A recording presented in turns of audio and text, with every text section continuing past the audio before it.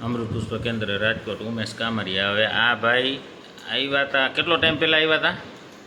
7 થી 8 મહિના. 8 મહિના પહેલાં આવ્યા હતા ને આજે બીજા ભાઈને લઈને આવ્યા હો ને તમે? હા, બીજા.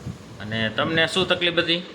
ગેસની હતી ને એમાં ગભરામણ ને એવું થતું. ગભરામણ થતું અને હમણાં એટેક આવ્યો. હમણાં એટેક આવી જાય એવું થતું હતું, ગભરામણ થતું હતું. અને એ કેટલા સમયની તકલીફ હતી?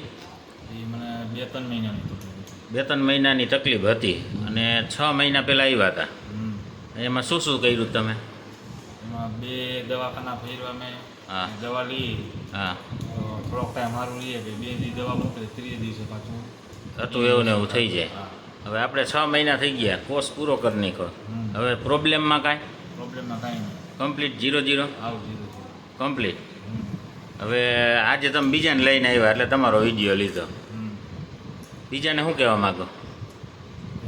બીજા એલોપેથિકની દવા લઈને બધી આડઅસર કરે, હમ. એના કરતાં આડઅસર વગરનું હા. નેચરલ કાંઈ આડઅસર કરે. અમૃત પુષ્પ ને એક્યુપ્રેશર. એક્યુપ્રેશર. અને તમારે તો એક્યુપ્રેશર આપણે કંઈક 3 જ દિવસ કર્યું હતું ને?